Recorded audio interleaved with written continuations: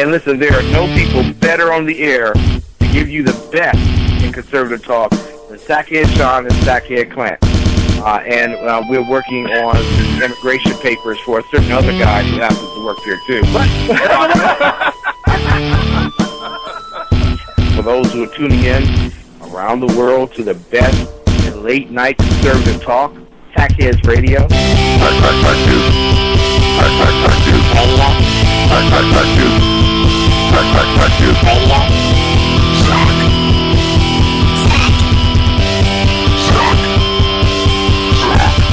The best late night conservative talk show in America.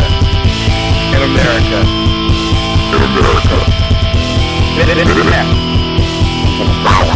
And in this web was a large, I'm pretty sure it was the biggest spider I've ever seen.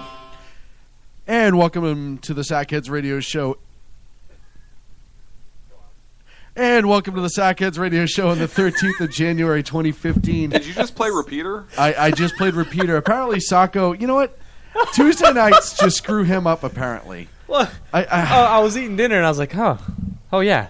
Why is your microphone Oh, gosh, on? I got to go.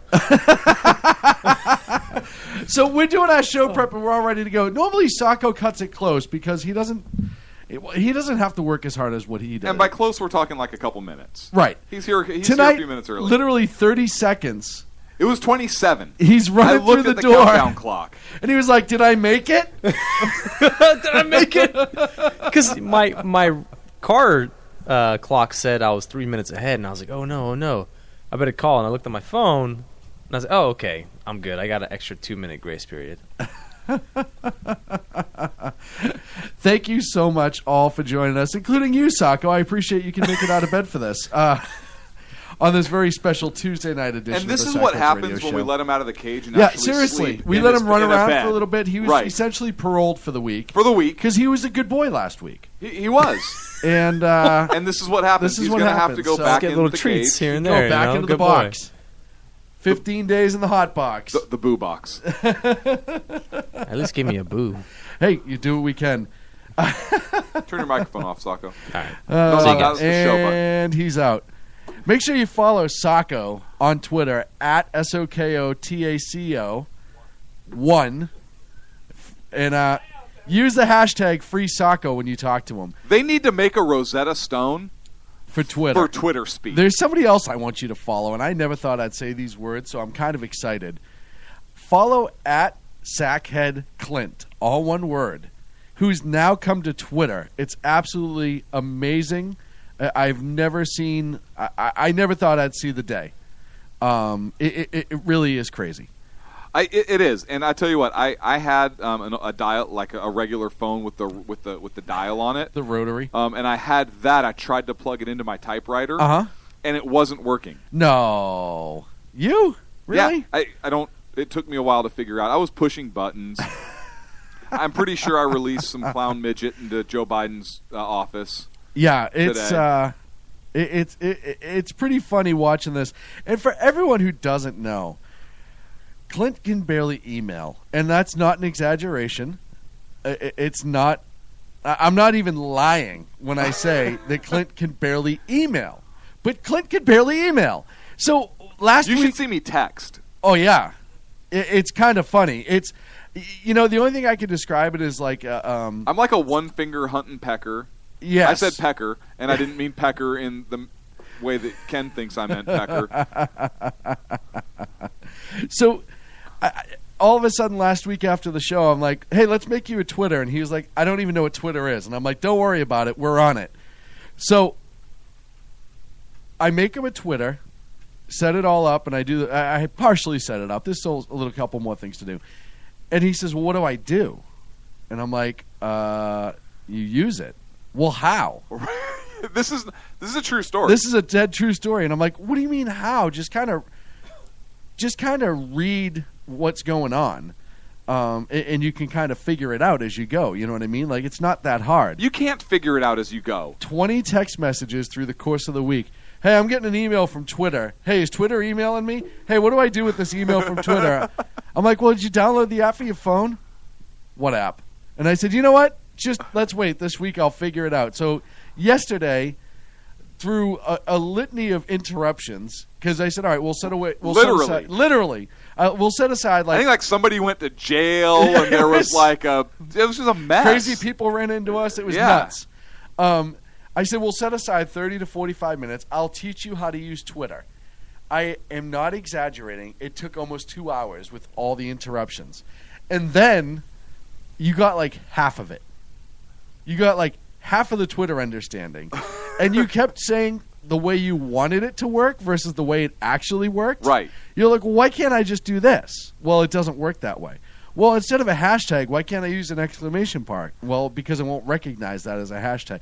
It seriously was like trying to teach a chihuahua to do math. That's the only thing that I can compare it to. Which is difficult. It's very, very difficult. So I'm so glad you are now on the interweb, social media. I'm on the line. Tea Party Community is the next website we're going to sign you up for. We're going to get you on that one at some point. But we'll start with Twitter for a little while, and if you don't break... Listen, I'm overloaded on Twitter. And I know, that's why I'm going to give it a few 10 months. Tweets today. Maybe just before we go to Freedom Fest in July, we can do that. What do you think? I don't know. We'll get to it. We'll see what I think about this whole technology thing. Listen, there are certain things I understand very well. Yes, there's some things you do awesome, and other things not so much. Not so awesome. Not so premium. I'm going to try and figure it out, though. Well, I just want to know how to follow a string. Like, if there's a topic I want to follow. Hashtag. Okay. How do I follow a hashtag? I'll just show you how to do it. Hey, this Friday, all joking aside, this Friday at 4 p.m. Pacific, I think that's 7 p.m. on the East Coast. I always get screwed up on that.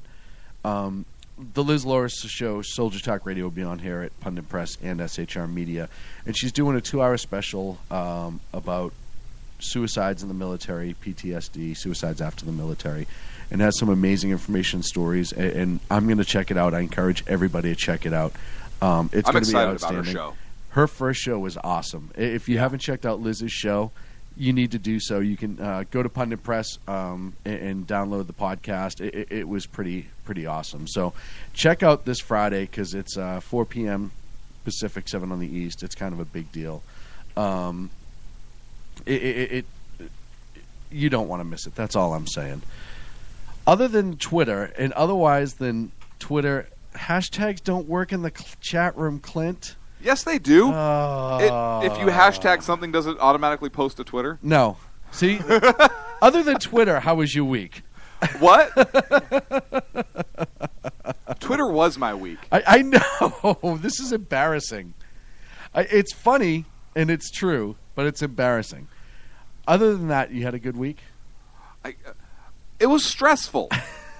I had a great week. Ask me about my week. No, you had a great week. You just said it. I know, but ask me We're about talking about me right now. Just ask me about it. Okay, how was your week? Awesome. Patriots won. Soccer take over. Brought to you by... Speaking of which, if you'd like to advertise with the Sackheads Radio Show or any of the amazing shows here on the SHR Media Network, you can email Sean at shrmedia.com. Don't help Sacco. You'll hear my voice. You will. Brought to you by... Your mom. Now Yeah. I'll turn the microphone This segment off. of the program is brought to you by Sacco's your mom. show here. Yeah, I'm pretty sure the advertisers aren't going to pay to hear about Sacco's mom. Some of them might. That's a good point. I didn't think Thank about you. You that. didn't think about these things. There's a lot of stories to tell. And near the end of the show, I'm going to talk about how amazing the Exceptional Conservative Show is. And that's Monday through Friday. Mondays, 6 p.m. Pacific, 9 p.m. on the East Coast, Monday through Thursday, and then Friday mornings. I believe it's 5 a.m. Pacific, 8 p.m. on the 8 a.m. Sorry, 5 a.m., 8 a.m. And then this Friday night on Conservative Commandos in Philadelphia, the exceptional one himself will be live on terrestrial radio. Yeah, and we were just thinking. I was looking at the clock, and it's 8:10, and 8:10 is gratuitous shout out to the black man. Minute, and I think that's actually a segment we have now. I've only got through 35 seconds. Right. I want to talk to you about... Now, hang on a second. We're getting called racist in the chat room. Yeah. And if those are other conservatives calling us racist, would that not be the pot calling the kettle black? That would be the pot calling the kettle black. Oh. It would be Ken calling somebody Obama black. I don't right. know how I that think that's works, how that but it works. would be something like that. I right? need a slide ruler to figure it out. And an abacus. An abacus. You always need a good abacus. I know how to use an abacus. See, you know what? I was going to do the full minute on Ken, but just the last 15 seconds. We could just. Well, we're just not going to get to the last 15 seconds of Ken of the gratuitous Black Man Minute. So and that's the actual name of the segment. It's the gratuitous Black Man Minute. Right, but the last 15 seckets we're going to give. And back. we can interchange black men. I mean, we could talk about Ken or Obama or Holder. I mean, pick one. I'll pick Ken. How's that? Okay. So, make sure you check out all the great shows here on the SHR Media Network. We're carrying now Southern Sense, the news and commentary with Dan Butcher from Pundit Press, Southern Sense also on Pundit Press, the exceptional conservative show who's been our anchor from day one, and not because he's holding us down. It doesn't work that way. He's just our anchor. Rooster will be back eventually.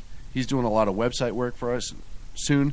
Jersey Joe Reaver Common Sense is coming back to Sundays here real soon.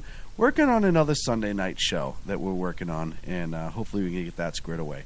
And then, of course, Liz Loris on Fridays. So we're continuing to add more and more. We're also going to have Corey Evans going to do our weekend news desk, and he's going to do a weekend news show, so we're excited about that. So we're adding, and we're doing it for you to hopefully give us money at some point. That's really why we're doing it. But we'll take it. We're doing whatever we can to kind of build it up here.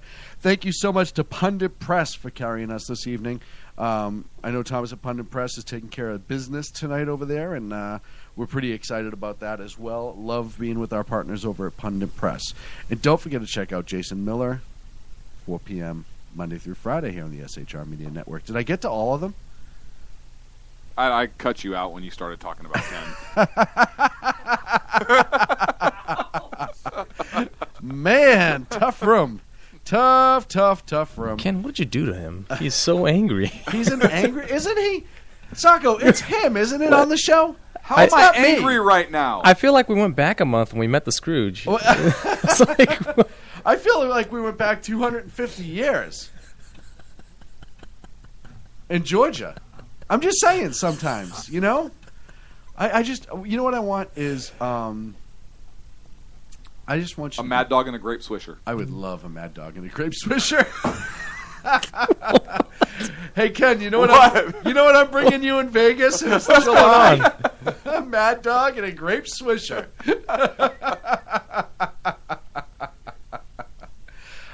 And of course, hang on, I got a hashtag Mad Dog and Grape Swisher. oh my gosh. Of course, Ken asked the most important question of the night: where are the white women at?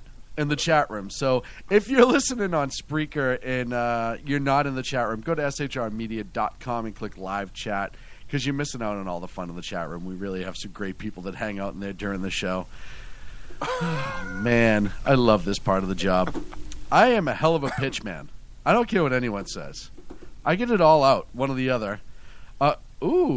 Mary just pointed out that she's a white woman after Ken asked that. I'm just saying, I think if Mary goes to Vegas, Mary's going to be on fire. Like, we may get a call from Vegas PD or the National Guard or something like that. That Mary's Harry Reid's office. Somebody. Right. Mary's just running rampant all over Vegas and just going nuts. And that's going to be a lot of fun. I'm looking forward to that. I'm looking forward to bail money is what I'm saying. If people find us at our booth, which I hope they do. I hope they as well. We love to hang out. We do love to hang out. And have fun. We love to have a good time. So come hang out. We're like this all the time, so make sure... No, literally. Ken had a great idea for Vegas. One of the nights we have to do a Blazing Saddles night. Find a way. Maybe we'll do it at the event. Maybe we'll find a screen projector and play it behind us. Hang on. I have a better idea. Oh, no. I say we have a Blazing Saddles night at the Conservative Black Caucus. Ooh. I can go as Mongo. And I'll go as... You can go as Gene Wilder. Yes. Ken can go and Sacco can go as the sheriff. Yes. Ken can go as Cleveland Little. This is going to be awesome. I love it, Sacco. You're going to have to Google Blazing Saddles. Wait. Sacco, it's a movie. Is with the safe search on or off? Both. It doesn't matter. I just want to see which version of it Sacco gets. Oh, God. Oh, man. So much to talk about tonight. Right off the bat. What? It sounds as if that our good friend Mittens is going to be throwing out his name once again for the 2016 election. Really? I don't even know what else to say. You did not read the title of the segment. I'm sorry. Seriously, Mitt? Take a hint. Right. Take the hint. You Mitt. lost twice. Right. This isn't baseball. It's not 3 strikes and you're out. It's 2 strikes and you're out. And listen, you know, this isn't a 7-game series where you lose 4.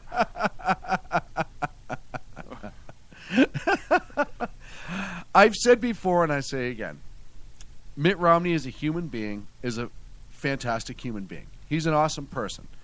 Politics aside, he is a very sweet man. The whole family is wonderful. He's a nice guy. How do you know? I've met him a few times. Oh, well, why don't I just sit over here and be quiet? Ken says that Bob Dole said if Romney does, he'll do too. Romney ticket. Romney Dole. We may have to just get that write-in done. Romney Dole 2016. That would be awesome. Hang on. I'm going to hashtag blame Sean Romney Dole ticket. That being said, even before we get to the politics aspect and how centrist he is on a lot of things, and I know a lot of people think that we're a center country. That just went out. I know. A center-right country. But even if Mitt was more conservative or more right than he actually is. And he's not right on a lot of things. No. He's not right on a lot of things. Let's go through a few of them. We can go through. Shall we? Yes. Didn't he once say that abortions should be safe and legal? Yes. And that Roe v. Wade should be upheld? Yes. And then during the presidential campaign at some point, wasn't he firmly pro-life, quote-unquote? Yes. And he wanted Roe v. Wade overturned? Yes. Okay. And then during the campaign, he said he was pro-2A. Right. Yet he signed a assault weapons, which he can't even define, probably, ban during Massachusetts. Absolutely. I was okay, so he's full of crap. And then he denounced the federal health care legislation, yet he supported Romney Care, signed it into law in Massachusetts. Right. And we've talked about that. State issue, not prohibited by the Constitution. We disagree with it, but the states, maybe you can have an argument they could do it, whereas the feds cannot, not in the powers of the Constitution. But he did it. A conservative would not do that. Didn't at one time he support global warming or say humans had something to do with global warming? And then he said, oh, yeah, no, there's no such thing as climate change. Really, because it dropped 10 degrees here in the last couple hours, so obviously the climate change It's still here. hot as hell. Yeah, right.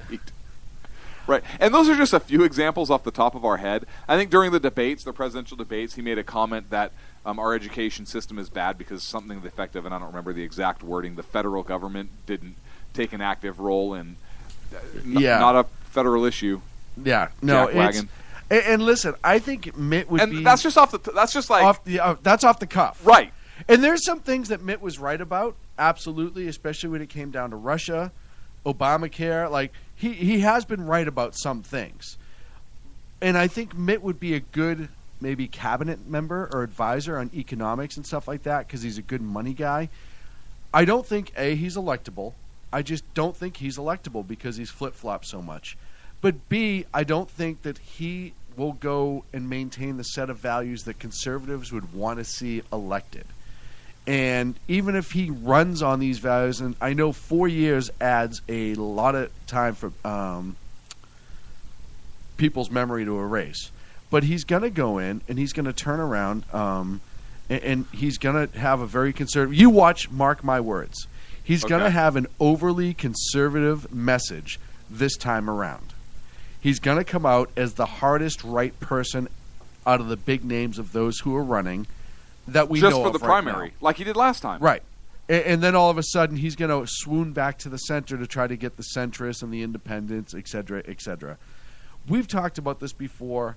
When it comes to elections, we believe the best thing conservatives can do is stay conservative. If you lose on conservative values, at least you lose on your principle. But we don't know what his principles are. His Well, principles I'm talking may in actually general. be. I'm talking to whoever's going to run and get elected, or try to get elected. Okay. Stay a conservative all the way through. How's about this? Stay what you are. Right. If you're a conservative, right? No quote unquote. If you're a conservative, don't make the mistake of leaning towards the middle once you get past the primary into the general, because you're going to grab independents. Because you know what? You may not win this time around. But as history is showing, conservatism is growing more and more throughout this country. The worse it gets, the more conservative people are. And this is a trend that happens regularly through this country. And we're starting to get into that trend. So if I am setting myself up, listen, I firmly believe there's nobody in the field right now that is electable for 2016 as a Republican conservative, an actual conservative. We don't have a conservative who's a great speaker, who can rally people, and has a good message. We have a lot of these rhino Republicans who can speak really well and rally some people, but conservatives are going to stay home for them. And then you have Jeb Bush at the end of the day. So I have no hopes for 2016. I know that sounds horrible, and you could say, "Oh, Sean, you gotta." I don't think Ted Cruz is running in 2016. I think he's too smart. You may see. They just threw out the name Perry. You may see Rand Paul, but I don't think he's electable. You may see. Cruz can run, by the way. He's naturalized.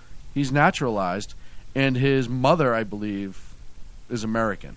Mm-hmm. He's naturalized and citizen. was still a citizen at the time, which is the exact same argument that the left had. Who was recently elected where there was questions about their citizenship? And they pushed and pushed and pushed that because his mother was an American citizen, he became naturalized. Who was that? I want to say it was right around 2008. 2008, something like that. There was a guy that was elected to something. Either way, it doesn't matter. Either way.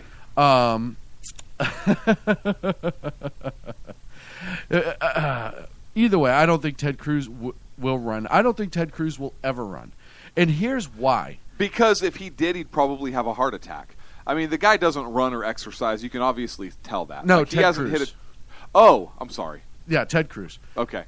No, I don't think Ted Cruz will ever run. I really believe that Ted Cruz wants to be a senator from Texas to represent the people of Texas or the state of Texas. And I think that's what he feels his calling is for now. And I think he's going to stay there out of principle, to be completely honest. Not because he's scared or anything like that. I think he's one of those people that will stay there because of his principle. This is what I was elected to do. This is what I want to do, and I'm going to stay here till it's fixed. I don't think Ted Cruz is going to change as a politician. And maybe down the line, but I don't. Which is why he should run. Right, but I don't think he will in 2016. I see Rick Perry. Rick Perry doomed himself on that last time. Yeah, the last time. What departments would you shut down? Yeah, and I know stuff. that was an moment where and I like Rick Perry. Right, and Rick Perry's a smart guy. There's nothing wrong with Rick Perry, but that alone, I think, destroyed him to ever get elected. That one bad debate destroyed his opportunity to get elected. And it's sad, but it's true. Unless they really hit it and he gets out and speaks a lot, and I mean a lot, it will take a lot to undo what he did to himself. As far as best choices that I think would run, I don't think Scott Walker's going to run. I think he's going to give it another 4 years. I think if you see a true conservative come out of the woodwork and all of a sudden jump to the front of the pack and start running, I think you may see Sarah throw her name into VP again for a true conservative. You know what? I was just Paul Ryan's not going to run. No, he announced. He announced today, I think, or yesterday. But I'll tell you what. I think that I'm going to say this name again. I think that Rand Paul could be a dark horse here. Look, he's polling in the top 5 ish, and there's 20 some odd Republicans that have kind of thrown their hat in the ring, or are probably going to be throwing their hat in the ring. And Rand Paul is consistently top 5 ish, and he appeals to conservatives, and he appeals to libertarians, Mm-hmm. which will pull some of that liberal vote. Yeah. I think he's electable.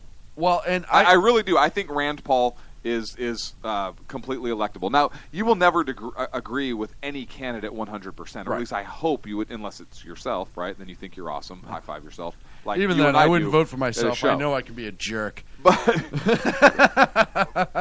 But I think that he would have a real shot. I think right, and I don't know. You know, I see everyone bringing up Ron Paul, and that a lot of conservatives have a hard time with his dad. I think a lot of people know the separation, and Yes. we're talking And about there is. we're talking about conservatives now. We're not talking about the general populace. We're not talking about the low info voters on the left. We're talking about conservatives who are paying attention. They know the difference between Ron and Rand. Whether or not he gets elected or whether or not he runs, I don't know. I think you're seeing more libertarians pop up in the country, which a lot of people are calling centrist conservatives. There's a bunch of different things. But I think you're seeing people who want the Conservative Party to get away from certain social issues and just stop having the fight. You know, but fiscally he's fairly conservative. Mm-hmm. And now we bring down, as Ken brought up, all the black guys. Dr. Carson. Didn't we try that? Yeah. Wait, what? No, that was a different... Dr. Ben Carson, I think he's too smart to run. I really do. I think he is too intelligent to run because he knows that he is on a different scale. If he ran, he would get my vote. You know, I don't know, because I don't know where he stands on all of the issues. Okay. He stood up to Obama, which I liked. Yep. He's very well spoken. He is conservative on a lot of issues, which I like. I don't know enough about his politics to say that I would vote for him. I see Iggy's mom brought up in the chat room Alan West. Mm-hmm. I would vote for Alan West. I would vote for Alan West in a moment too. Hands down. Yeah. As a matter of fact, if you put up Rand Paul, Adam West, and Rick Perry, I'd certainly pick Adam West. Yeah. Wait, that's Batman. Wait, what? I'm kidding. I know it's Alan You West. know who could run on the Republican ticket and probably be more conservative than Jeb Bush or Jerry Brown. Yeah, the governor. If Jerry Brown ran, look, he gets like a B rating from the NRA. Yep. He's pretty fiscally conservative, except for the train to nowhere. But other than that, he's pretty fiscally conservative. He's very liberal socially. West and 60. But what's funny is he was more conservative than Neil Kashkari, who ran against him as the Republican. Right. I think the biggest problem we have right now as a party, and I know we're coming up against the end of the segment, is we don't have a clear message. We don't have a clear message. There's no cohesiveness. No, and we don't have the person that's going to stand up to the old guard in the Republican Party and break away. But it's not the old guard is really the conservatives. It's these new kind of hybrid Republicans. But they're the ones in charge right now, and that's what I'm talking about. Right. Your Ryan Priebus and all that stuff. Those are the guys I'm talking about. That's kind of the new, Lance if you will. Lispness. Huh? What? You know what? But the Republican Party is breaking Ronald Reagan's 11th commandment, which is you shall not talk bad about other candidates. Republicans. I don't know why we do that. We just did it. Know why. We just did it. Yeah, but we're not running for office. True. By the way, if you have a chance, there's a bunch I was watching YouTube last night. I was watching a whole bunch of Reagan videos just because it was one of those days that I needed to get a little Ronnie in my system. And there's a great about 15-minute clip, and I think it's in the Reagan Library, of all of his little jokes and stories that he used to tell, especially about the communists. If you have a chance, you need to check that out because it is an absolute riot, and it reminds you what a brilliant man he was, on top of how sharp-witted, but just his delivery, the whole story was great. And make sure you check that out after the show this evening. We're up against a break. When we come back, Terror Block.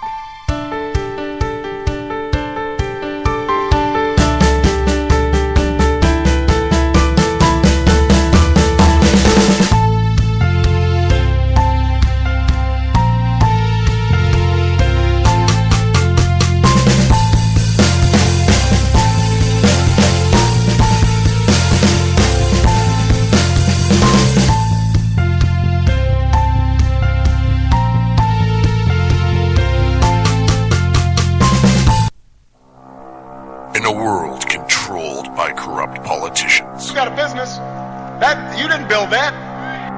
A team of ordinary men emerge from the ashes to give voice to the voiceless and hope to the hopeless. Sackhead Sean. Dude, I'm not saying Catholic, stupid club. Sackhead Clint. All good friends of ours usually show up drunk. Also starring Sacco as the producer. I'm a little bit drunk, 'cause I'm drinking. They are the Sackheads Radio Show. Every Wednesday at 8 p.m. Pacific on shrmedia.com.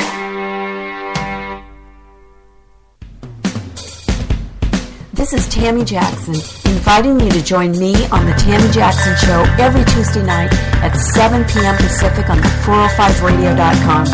Put down that remote and tune into the show that covers politics, guns and the Second Amendment, religious liberties, sanctity of life, the military, and more. I host newsworthy guests and work hard to be a conservative radio show that's not like all the others. So save Tuesday nights at 7 p.m. Pacific for me, Tammy Jackson, on the 405media.com.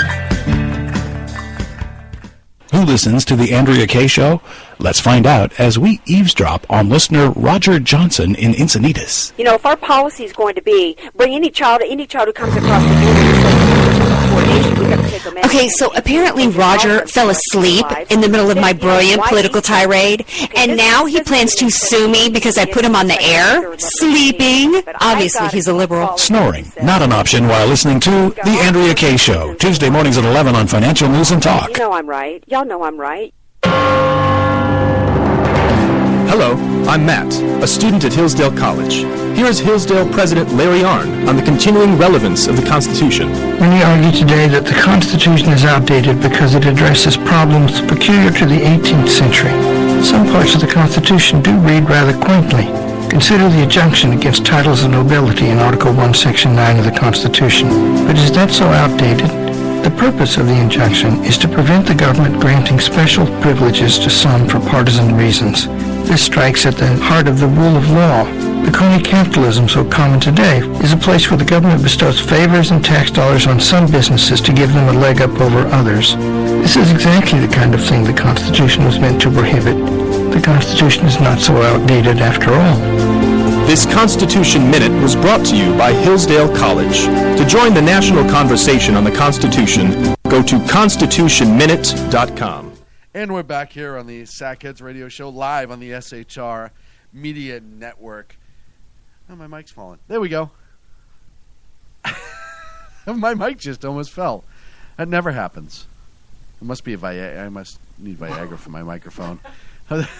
It's weird, right? You're not supposed to put your mouth around it. Well, I like to push it up with my nose. It's weird. I don't know why. Because it's natural for you. This what? No, go ahead. Am I wrong? No. Okay. Go on. On the terror block this week.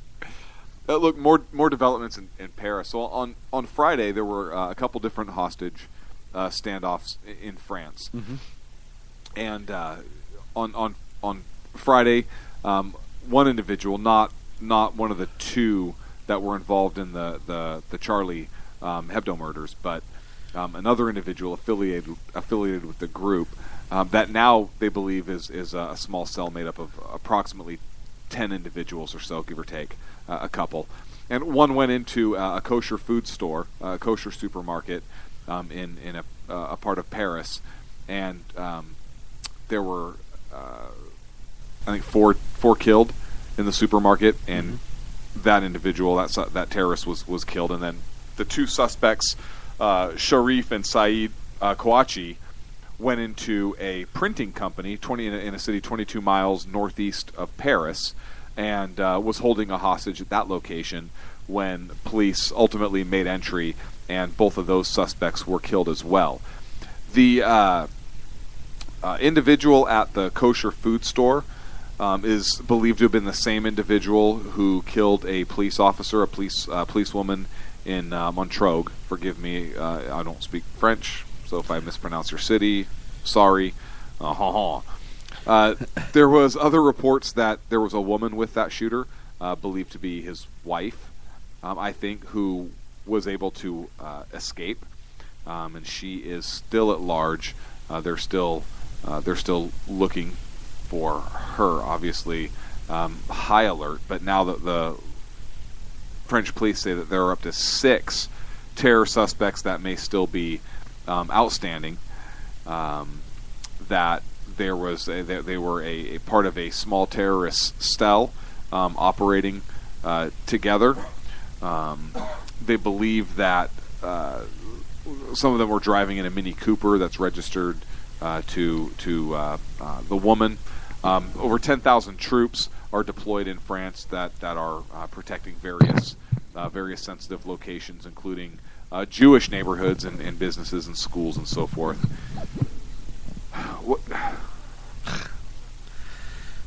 Where do we start? And that's the problem: is where do you start? Well, here's the other thing. There was a march held, and it was a march to show unity and a march in support of the French people and against terrorism. And there are a couple things with this march that I take umbrage with. Okay. Number one, the French didn't want Benjamin Netanyahu there. Mm-hmm. He was there. I love... First of all, I love Bibi, and one of the things that I think is absolutely amazing is he's like, hey, you know what? A whole bunch of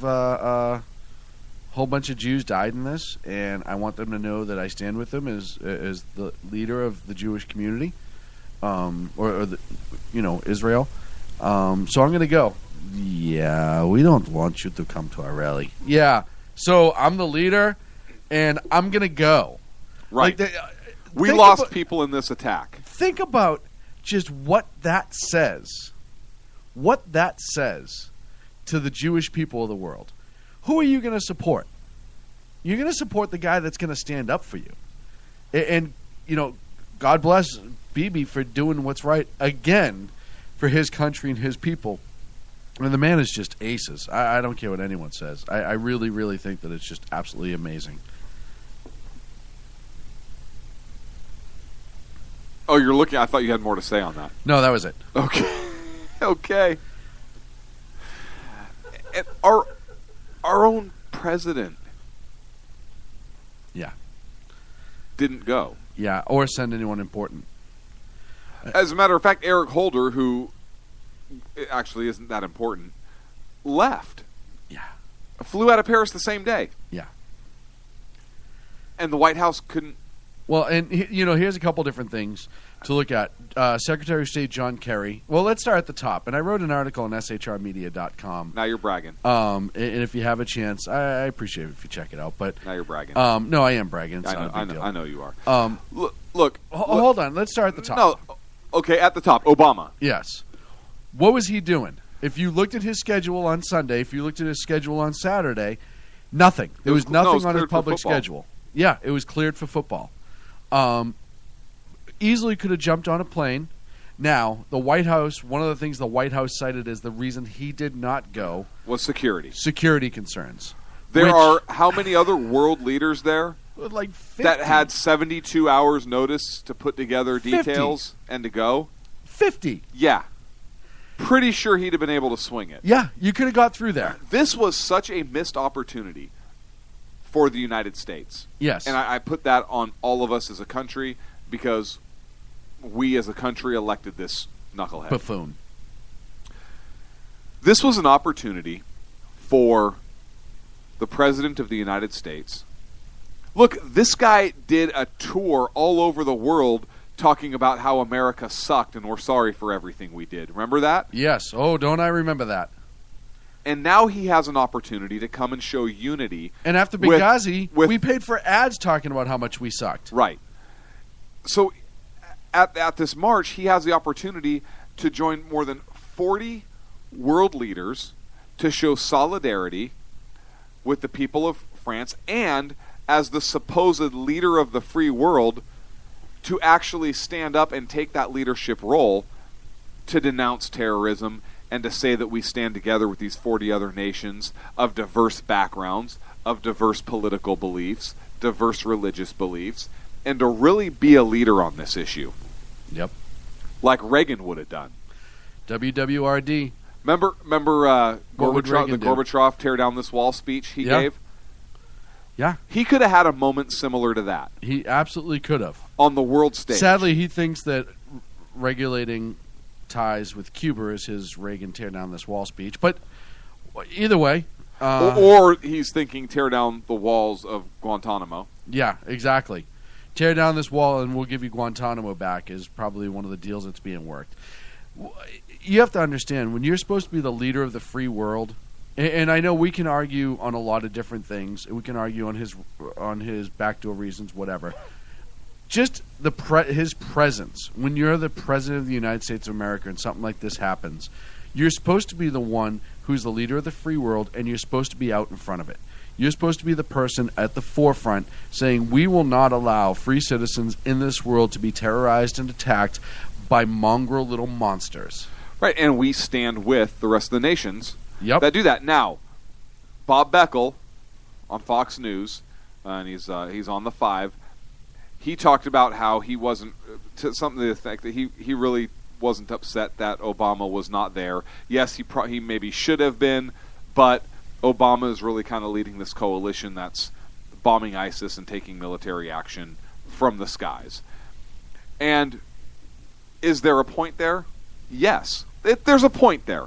Obama is kind of half-heartedly leading, so to speak, this coalition to fight ISIS. Granted, there's no ground troops in there, and you're not going to do a whole heck of a lot from the air, but there is that effort there, and so I do have to give... He could arm the Kurds. I have to give a very little... He could. I have to give a very little bit to that. However, we're not talking about that. We're talking about a very public place, a very public venue, after a very tragic and horrific terror attack, where the president could have stood up and really made a statement. And really made a statement even by his mere presence. But couple that with a powerful, heartfelt speech. And look, he represents America as a nation. He doesn't represent Barack Hussein Obama at that point. Well, the problem is I think he thinks he does. It's another failed opportunity of this president. And look, the White House press secretary had a very difficult time answering questions. Any questions. And accounting for the president's whereabouts. And he was hedging and hemming and hawing. And, I mean, I guess he acknowledged, we probably should have said somewhere. Yeah, we could have showed up. So if there was an emergency and the president said, hey, I have to fly to wherever right now. Not for 72 hours. They couldn't do it? Not for 72 hours. We have to get out ahead of it. Right. We have to be. Sorry, Mr. President, you can't go to this crisis because we really have to. That's a bunch of garbage. Well, and somebody else, and I think it was Ron in the chat room, brought up a good point. Is he never speaks out against Islamist terrorism, and I agree with that. The only time he ever denounces it is when he's kind of forced to. And he says extremists. He won't say terrorism. Right. Those who hijack the Muslim religion. He will say every single metaphor for Islamist terrorist or Muslim terrorist, but he will not say it. And I think that was part of this. I think when he made that speech, what was it, in Cairo 4 years ago, I think that he really believes that the terrorists will not attack. I really think so if he goes easy on them. But we talked about this last week, and the French's history of appeasement. Right. And look where it's got them. Exactly. Look at what open borders has done for them. Yeah, we appeasement. We talked about that last week, all the money they've paid out and everything else to try and appease these extremist groups. So that's Obama. Now Biden. Here's why they didn't have a babysitter. Here's why they didn't send Biden. Biden would have walked in and said, "Hey, last time I was here, y'all were about to speak German. Remember that?" Hey, nice leg, sweetheart. Find a razor and come back and talk to me later. No, I heard all you French broads were easy. Is that true? I almost can understand why you wouldn't send Joe to something like that. I mean, just the difficulty alone with that. You know, I just picture like them doing like a sweep of downtown Paris, maybe afterwards when people are celebrating or whatever, and Joe's got like his pants off in a bar. Just be like, I don't know, I was just sent here on vacation. Was there a parade or something today? You guys really do good parades. I don't know what the hell happened. I'm wearing my rainbow pin. This is a gay pride parade, right? Call B.O. Tell him I'm going to be a few days late, if you know what I mean. You know, like... Okay, so we agree with not sending Joe. Right. So then we get down to Secretary of State Kerry. Secretary of State, but Boner's third in line. Boner's third in line, but when it comes to the administration being represented on an international level... They should have sent a sackhead, you're right. They should have sent one of us. But Kerry is the first when it comes to that sort of thing. Okay, even above a sackhead. No, but they were going to call us anyhow. It's maybe in the Constitution somewhere. It should be an amendment. It should be an amendment. We can get it added. Kerry was in Germany 24 hours earlier when Merkel was there.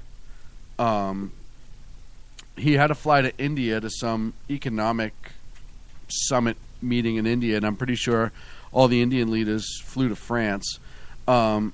Wait. Like Sioux Nation, like right? No, the Indian. Oh, over in the country Asia, of India. Yeah, got it. Right. So Kerry's there. There's a note on his door. Yeah. Just in case you were stupid enough to come here instead of going to Paris, we all went to France. Valerie Jarrett didn't go because she's actually in charge, and they didn't want to risk her getting hurt. Now, so Kerry, who was in Germany, Madam President, 24 hours earlier, and that's kind of his gig, couldn't be bothered to go. So now we get down to Holder. I think Holder should have went. If Holder's still listening, I know it's late at his time, but if Holder went, that would be awesome. But we get down to Eric Holder. He was there. He was there. And I don't think he should even be the next one to go. I don't think he should be either, but at least it's somebody. Right. And we could talk about how much Holder sucks. We all know Holder sucks. There's no questions asked. Holder's down for a good march, though. Right. You know what I mean? Right. He's all for that sort of thing. I mean, look at how much he's promoted when things go south in this country to get people out marching. Yeah. March, baby. He's practically a drill instructor. Right. I mean, if anyone could get a group of people rallied together and march without even showing up. Right. It's him. Holder. Now imagine if he showed up. Which, by the way, there's a great hashtag on Twitter, now that you're on Twitter, called Reasons Obama Didn't Go to France. And one of them said, is Obama didn't go because that's the Reverend Al's thing, was a march. There was the Holder one that I just talked of. There's a whole bunch of them in there. If you get a chance, check it out. There was the Naked Twister. The Naked Twister one that Obama you sent out. and Boehner. Right. So, which may be true. So now you get down to Speaker Boehner or somebody to that effect. The simple fact of the matter is the ball was dropped overall. There should have been a senior administration leader at this march, and he should have represented this country in unity against terrorism by Islamist terrorists, Islamist extremists, Muslim terrorists, whatever you want to call it. And I loved what Ken called it earlier, that cult that is murdering people all over the world. And all they did was essentially make the U.S. ambassador to France, what a tough job that must be, and I forget her name, but they made her work on a Sunday, essentially. They made her get up on a Sunday. They probably gave her like an extra day off during the week. And like, hey, can you go show up? Nobody's going to take your picture or anything, but we'll take your picture so we can say you were there. But we just want to be able to say that somebody went. I mean, I don't know if Obama was just too jet-lagged from his 2-week trip in Hawaii. I don't know if I assume Michelle would go to France in a second. That's shopping opportunity right there. Right. They have perfume or something over there. Yeah, absolutely. New ugly dresses, a whole bunch of things. Right. That she could buy. But seriously, you get down. Okay, send the First Lady. Send Dr. Biden, Joe's wife. Look, maybe you know what? Maybe they couldn't get like airline tickets. Maybe they were sold out. They called up the Air Force. They're like, "Ooh, yeah, space aid travel, no room for you. Sorry." Right. Air Force One is down for maintenance. We have a few other airplanes he could fly in, right? Just a couple. Anyone he's in is Air Force One. Right. So put him in a Cessna and refuel it the whole way. I don't care. They're just overhauling all of the what are the Night Watch or the Night Hawks or whatever, which are the 747s that are essentially Air Force One. I just read an article today that they're redoing all of those for nuclear disasters so the country can still be run. What, the helicopters? No, 747s. Oh, okay. E-4Bs is their designation. Could have Why sent did one of them. Did you say Nighthawk? Yeah, it's not. You're thinking Black Hawk. I'm thinking Black Hawk. I forget what. Sorry, Ken. What their nickname is. Ken is the Black Hawk. Cessna 1. Dude, that's Ken's. Ken is nickname. the Black Hawk. The Black Hawk. The conservative Black Hawk. If I say that too close together, it sounds dirty, it's not meant to be at all. Black Hawk. Right, you have to really pronunciate the H. Right. And somebody else said that, what? I don't want there to be any confusion. No, Ken, you're not White Hawk, you're Black Hawk. I can go as the White Sparrow. Right. And Susan Rice would have went, but there was no video to discuss. Now, listen, this is an embarrassment. And I know of epic proportions. Of epic proportions. And I know we could talk about all of our individual beliefs. And a slap in the face. But a slap in the face, I couldn't agree with you more. Most people don't know. Do you know the first foreign leader to visit the United States after the 9/11 attack? French president. Yeah. They 5 days, I think. 6 days, something like that. And they were also one of the first people to offer support to us domestically after the 9/11. Food, money, whatever we Did you know needed. they were the first ones to support us in our bid for independence? Yeah. And we could talk. You know, they sent us a gift that stands in New York Harbor. Yeah. That's kind of a big one, too. Yeah, I know we kind of saved their rear end in WW2. And won. But they've always been kind of thankful. Listen, the history between France and America goes back literally to our years. Founding. Literally to our founding. Without the French, there's a chance we may not have won our independence when we did. We would have done it eventually. Look, without the French, there would never have been a French-Indian War. Yeah, this is true. Right? Right. Without the French, we would not have fries. And this is... we still have freedom fries, which baby. is a huge American We still have freedom tradition. fries, baby. Politics aside, and this is one of those things, as much as it does have to do with politics, it doesn't. This isn't about... This is above politics. This is about saying to the French people who are our allies and who reached out to us very recently in our time of need that we stand with you. And this will not be tolerated on a world level. And we are going to get those bastards, and we're going to help you get those bastards. Did Obama ever send out a photo of I Am Charlie, like him holding an I Am Charlie sign? No, I didn't see that. I know there's one now, that I says... can understand McCain not holding an I Am Charlie sign. Right, because that would be that awkward. would be awkward for him. I know I tweet out a sign, and I can't really validate where it came from, but there's one that says "Je suis not going," signed B.O. I don't know if that was from the president. Yeah, that's I don't unconfirmed whether he actually wrote that or not. Things just get out on the internet. Right. And who knows where these silly things start. Certainly not in studios anywhere. No. You know, but what you've told, and what you've also told the terrorists is, it can be taken one of two ways, and it'll be interesting to see. Either I'm not going to fight you. I'm not going to fight you over this. You guys do what you do, and as long as you don't do it here, I'm not going to fight you. Or you're going to incite them even more by turning around. Because, listen, they're already pissed, and they're already going to do these horrible things. But you essentially may have said to them, yeah, this attack wasn't bad enough for me to show up. Right. So if you really want me to come out, you got to do it again, and you got to do something more. I think if he showed up at this march, gave a good solid speech at the end, like you said, and looked all those terrorists in the eye, if you will, and threw up his middle finger and said, "You know what?" Literally, I want to see him do that. Literally. Oh, we've talked about that a few times. Yes. This isn't going to happen, and we're not going to tolerate it. And believe it or not, remember when Bush said, "It doesn't matter where you are, we're going to get you," and everyone made fun. Oh, damn redneck! We're going to get you. But that's what needs to be said. These people need to live in fear that there's going to be a door opening in their little shack that they'll never hear, and they'll never wake up. They need to be fear every time they hear an airplane approaching that there's going to be ordnance dropping. They need to be in fear that the next time they walk into a store in this country or a place of business or a public place and try something like this, that there's going to be armed citizens ready to fight back.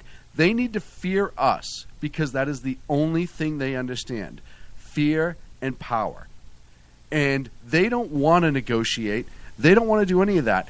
If you believe their ideology and if you read into what they say, if they truly believe in their ideology, they are not going to stop this until the entire world is Muslim. And that's if you just believe their outright ideology. I think there's a lot more than that. I think that it all has to do with politics and power, and this is just their way of trying to take control. But at the end of the day, you need to stand against these people, these monsters, these animals. And I think we do. But the president should be out there on the forefront on the world stage doing Absolutely. it. And he failed to do it. Absolutely. Absolutely. And I do agree with you in terms of arming the citizenry. Yeah. Look, there's a new bulletin, and I didn't want to get it out until Nick's terror block, but just yesterday, the New York Police Department and the FBI issued alerts again after ISIS puts out yet another video calling for attacks on law enforcement here in the United States. Overt. Specifically. And not only that, but the video urged the murder of intelligence officers as well as police officers, soldiers, and other civilians. Look, 2A, the Second Amendment, is about individual liberty and you talk about the right to self-defense and all these other things and defense against an oppressive government. You can talk about all of those things. But the basic core of self-defense is key, and it's key under the theory of natural law, that we have a natural right to self-defense. The right to keep and bear arms is an extension of that. It's a means for us to be able to exercise our God-given rights and right to self-defense. So if you talk about we have an enemy, and France actually outright said that they are at war with radical Islam. Oh yeah, they actually grew a pair. Weird, right? Yeah, and this is their you have a socialist country, a socialist president declaring war on radical Islam, and our president, I apologize, refuses to do so. But this is a national security issue. Extremists. Our people, and there's a Republican Congress now, pass a law reaffirming 2A, pass a law authorizing the American people to carry concealed, unless they have certain felony convictions or whatever. That's fine, but authorize that under the whole national security issue. I think that's a great idea. Because if ISIS believed, let's say they believed that even 50% of the American population was armed, 25%, that's 1 in 4. That means if they go into a shopping mall filled with 200 people, 25% of them are going to be shooting back potentially. Right? They'll be engaging 50 people. I love those odds. And they're all going to be shooting at people in black masks and balaclavas and pajamas. Right. carrying AK-47s because Mhm. everybody else will have a handgun. There's a great picture out there that went through Twitter that said Paris, France, and it was a picture of the two terrorists. Thank you, Sako. There was a picture of the two terrorists when they were executing the police officer who gave himself up. And in the same picture, right next to it, it's the exact same picture, except there's a scope photoshopped in on the terrorist. It said Paris, Texas. It's so true. It is. It is so perfect. And it really sums up. And that the problem is with this this nation is we lose sight of the fact that we have to defend ourselves. Hey, we're up against a break. When we come back in 3 minutes here on the Sackheads Radio Show, we will get back into Terror Bloc with some more information. Back in a minute.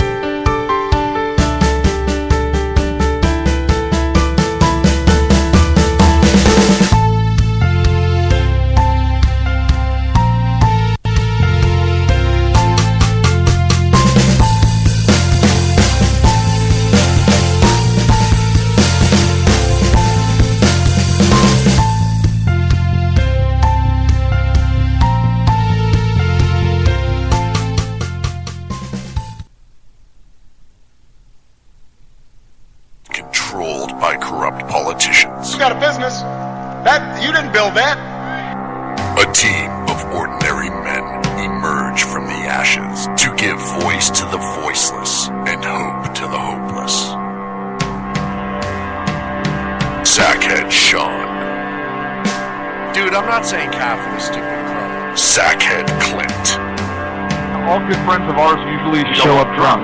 Also starring Sako as the producer. I'm a little bit drunk, I'm a little bit drunk, 'cause I'm drinking, drinking, drinking. They are the Sackheads Radio Show. Every Wednesday at 8 p.m. Pacific on shrmedia.com.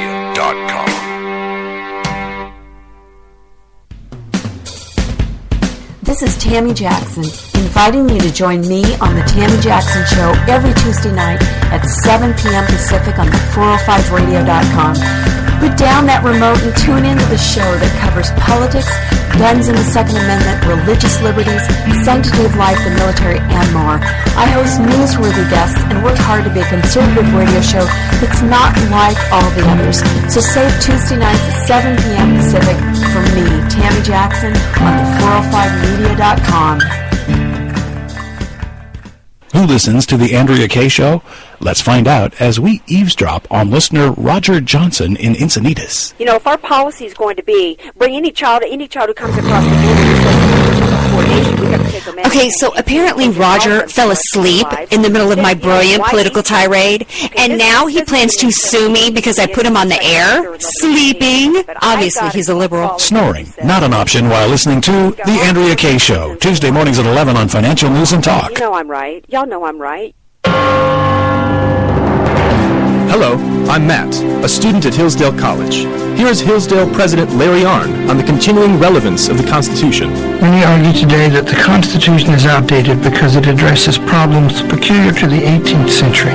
Some parts of the Constitution do read rather quaintly. Consider the injunction against titles of nobility in Article 1, Section 9 of the Constitution. But is that so outdated? The purpose of the injunction is to prevent the government granting special privileges to some for partisan reasons. This strikes at the heart of the rule of law. The crony capitalism so common today is a place where the government bestows favors and tax dollars on some businesses to give them a leg up over others. This is exactly the kind of thing the Constitution was meant to prohibit. The Constitution is not so outdated after all. This Constitution Minute was brought to you by Hillsdale College. To join the national conversation on the Constitution, go to constitutionminute.com. And we're back here on the Sackheads Radio Show, live on the SHR Media Network. We're also simulcasting on Spreaker this evening, so if you want to check that out, please feel free to do so. So, moving on with Terror Bloc, and this is kind of a whole segment. First of all, I just kind of want to wrap up real quick on what we were talking about before the break, and some of the things that the president could have done. I think back to Reagan with Libya when he attacked Gaddafi's home, and I know that's like one nation and one guy that we were going after, but sent the bombs over, said, "Hey, don't ever screw with us again." And believe it or not, Gaddafi kind of shut up for a long time. It's amazing how that worked. But he did. Yeah, he just gave hours-long rambling speeches at the UN and then went back and Right, he wanted did to rent out nothing all of else. Central Park for his tents. And Right. he was just a goofball after that, but it was great. Never screwed with us again. It's weird, right? It's kind of like it works. Right. And that was something that I really wish that we as a nation would have done. Is everywhere that we're targeting right now in the Middle East and Yemen and everything like that, Afghanistan, you name it, anywhere that we had a bead that we knew it was terrorist activity, if within 24 hours we just lit up those regions, lit them up something fierce, it just dropped massive amounts of ordnance. Yes. And or one ordinance that would light it up for a long period of time and make it glow, superheat. or Yeah. there's a whole bunch of different possibilities with that. Either way, some sort of response would have been a good one. Now, less than a week later, the cyber caliphate, as they call themselves, That sounds positive. and they're kind of like the nerds of the ISIS. nerds of ISIS, I guess. Right. Yeah, it's essentially if ISIS had a Sacco, this is something that he would be doing. Right. If ISIS had a group that LARPed, yes, this is what they would do to spread their missile, terror. Magic missile.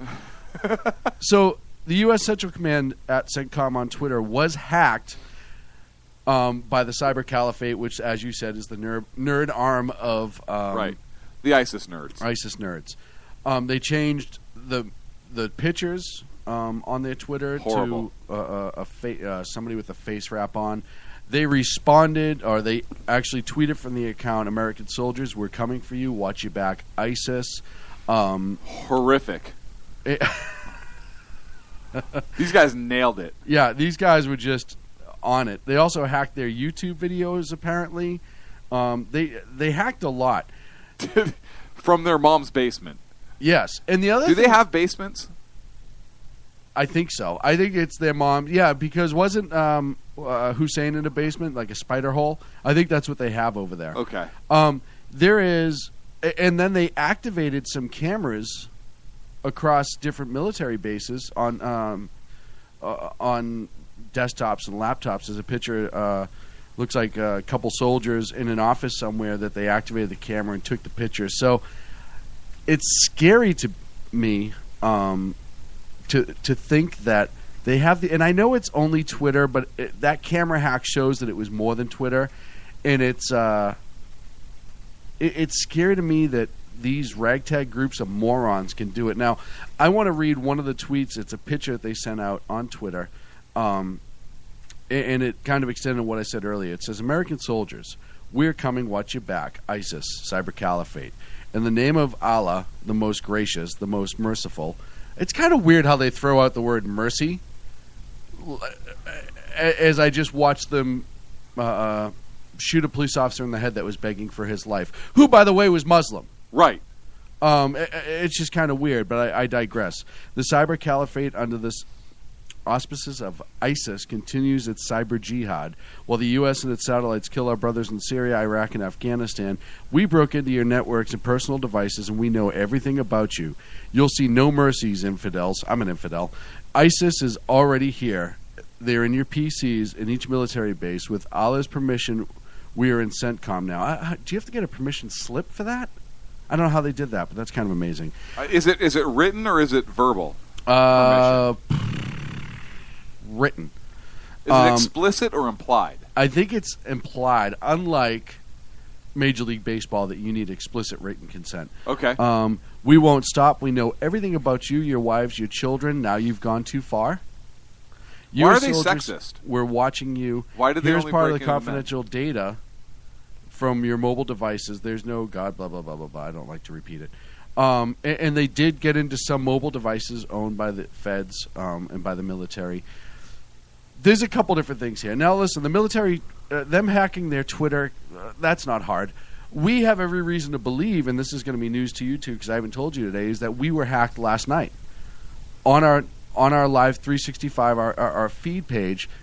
Yes, somebody had got in and they kept repeatedly killing shows and shutting the show feeds off.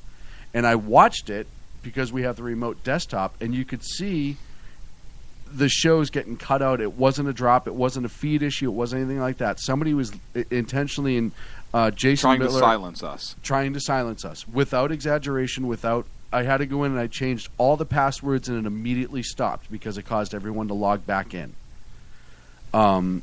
It absolutely Listen, happened. Sacco, you don't have to be doing stuff like that to show us how awesome you are, okay?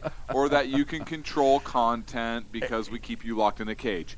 Because I just want to point out, that happened the 1 week we allowed Sacco his parole. Right. Once again, Sacco's out of the cage and this sort of thing happens. No. You kept me in the cage and this sort of thing happened. Let's not... No.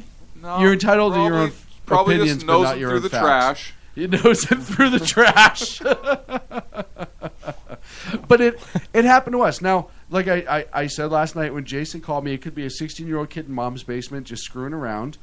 But we've said a lot of things the last couple of weeks that have incited a lot of different people. And the server on Live 365, the portal in order to get in, it is only a decent amount of security on it. I mean, it's not like they could access information or anything. It's just to turn it on and off. So for the Twitter to get hacked, I'm like, okay, it's just Twitter. If Clint's Twitter got hacked tomorrow, it would probably be me just not knowing how to use it. Right. It would be a self-hack. Right. But when I have to hack into it just to get it to work because I don't know how to do it properly. But when they're getting into military-grade mobile devices and computers and stuff like that are being used by the military... You mean low bid? Yes. Okay. And let's call it what it is. Low bid. Okay, go ahead. But there's heavy encryption and there's heavy password protection and layers of protection, etc. They got into that. They actually proved that they got into some of the other... areas because they actually had information that was legit information. It tells me that we're once again not prepared for cyber attacks from these people. I'm not shocked that Sony got attacked no matter who did it. And we depend too much as a military on this technology and it could come back to bite you in the rear end. So hang on a second. So who hacked SAC? I don't know who hacked SAC. I did file a complaint with Was it a hacky SAC? It was a hacky sack. We were kicked. Or was it a sacky We were hack? kicked right in the hacky sack. It was a sacky hack. It was a sacky hack. So, but was it ISIS? I don't know. I have no way of telling. Was it the North Koreans? I have no way of telling. Was it Putin because we call him Putt-Putt? Was it the new Black Panther Party? Was it a Democratic operative? Was it a Democratic Was it Boner? It could have been Boner. Because we worked Boner pretty hard last week. We certainly did. We slapped Boner around a lot last week. But the fact that they're hacking into that sort of things, and they just took pictures this time, but what if they were coordinating attacks?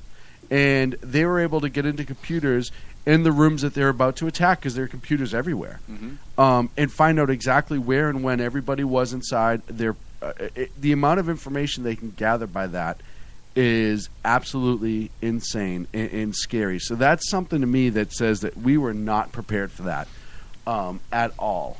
And then sticking to modern technology and things that go viral, there's a video out on YouTube right now by ISIS, the wonderful people that brought you the beheading of American citizens and so on and so forth, of he's what, 11? 10 or 11? He looks like to be around 10 years old. Now, wait a second. I have one question. Do we know that it is pronounced ISIS? Or is it just is? Ooh. Maybe if they did that, it would sound cuter and people would like them more. Is cut some heads off today. It's like a candy. On people that we... Right. Did you? I want some is. Who doesn't want is? Right? It sounds a lot better. It sounds a lot better. Let's do that. You should be in marketing. No, you know what? I suggest right now, because we know the Obama administration listens, I suggest that you start calling it is because it sounds more friendly. And it goes more along with your false narrative that they're not bad people. Islamic extremists. They're just misunderstood. Right. It's a small percentage. Right. But they released this video of this 11-year-old boy executing two hostages. Two Russian operatives. Two Russian operatives with a pistol. 11 years old. Folks, we talk all the time on... And, you know, when people are out there and like, oh, this is just a small sect of this religion or blah, blah, blah, blah, blah. Well, It doesn't matter. The kids are called the young lions, the lion cubs of the caliphate. That's what this group is. That's a warm name. And they train young children in tactics and weapon usage, and they are part of this young, these lion cubs of the caliphate. So it's not like this is just one random kid. It's actually a movement. Yes. Or a division, if you will, within ISIS. And, you know, ISIS, Islamist extremists and terrorists, again, earlier this week, used a 10-year-old girl in a marketplace, I want to say it was somewhere in Africa, to detonate a suicide vest. Uh-huh. And 11-year-old girl. And this is these are preteens. These are children that are being used in these horrific attacks. Well, and there's a training camp video that was released previously by ISIS back in November that was talking about it's a training camp for the next generation of jihadis. Ken just said that that's the new Disney film is the Lion Cubs of the Caliphate in the chat room. A whole new world to blow up passionately. Don't sing. Don't just stop.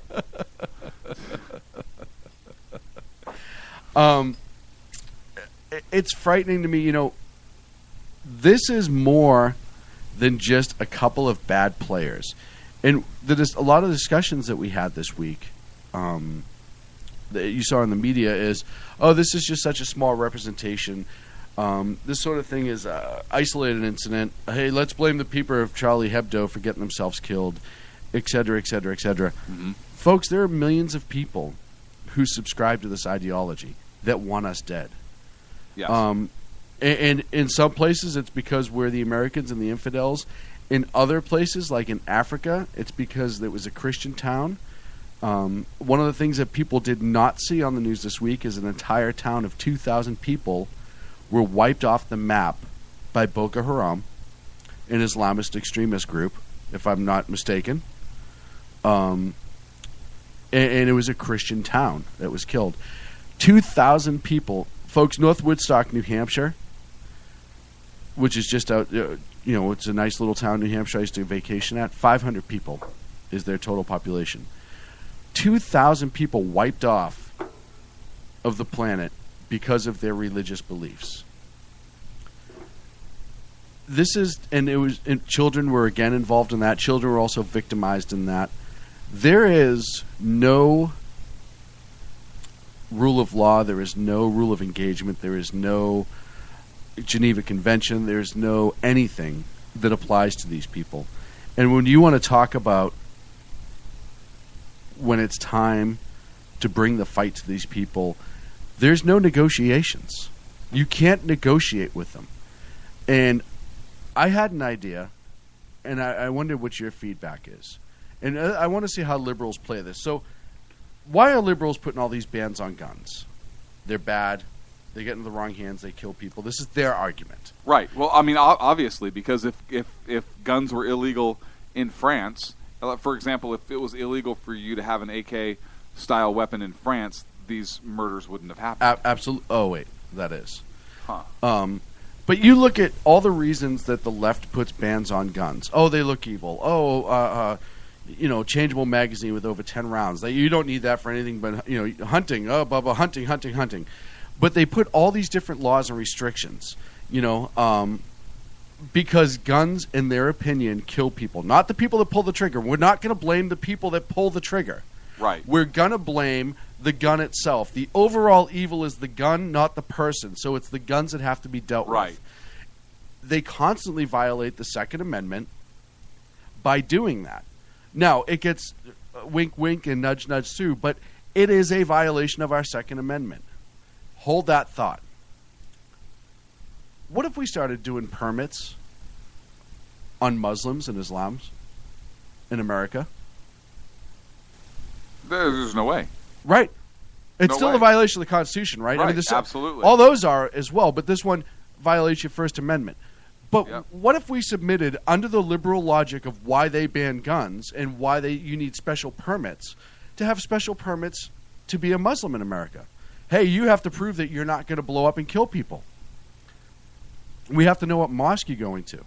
We have to know everything about you, because you could be one of the bad guys. Yep. If every mosque has to register every person that shows up, they have to keep a registry on file that has to get cleared through the federal government in order to be able to attend. If you're going to pray with your prayer mat at sundown, you have to get a special permit to do that. Because, I don't know, Muslims have killed people in other countries. They've killed people here. You could be one of them. Just like guns kill everybody nonstop in this country. What if we propose that? Oh, violation. This is a violation of the first. You're an evil person. I am being facetious. Right. I do not think that we should violate anyone's First Amendment rights. But what the left needs to realize, and the apologists and those who don't have the spine to stand up to these bastards, is that it is the exact same argument, just from the other side of the coin. They are dangerous. The killers. They need to be tracked. They need to be dealt with brutally. We need to be tracking them and know who they are. Now, is that every single person who goes to practice their religious beliefs at a mosque? No. But is the potential that one of those person in that 200-300 people in the mosque is the person that's going to be the next Chechen brothers, the Tsarnaev brothers, is going to be the Fort Hood shooter, is going to be the guy in Seattle, is going to be, I could go on and on and on. We need to really start looking at what we need to do as a nation to protect ourselves and tell here's what we need the to do. Extremists that it's not going to happen. Here's what we need to do. It's not going to happen under this administration, but here's what we need to do. Call terrorism what it is. Stop soft-footing around. We need to stand up to it, just like we talked about last segment, and actually call it out for what it is. It is terrorism. It is violent radical Islam. We need to stop this politically correct garbage. Mm-hmm. Why are we going to randomly search the 72-year-old woman at the airport while we let the 21, 22, 23-year-old Middle Easterner walk by in a whole group? And I'm not saying we search every Middle Easterner, but I'm saying you have to start putting together a series of specific, articulable facts, including how many of these jihadis do what the Israelis do?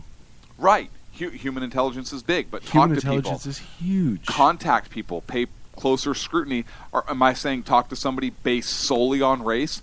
No, but if there are a couple indicators present, guess what? Well, focus on them, and you have to be reasonable about it, right?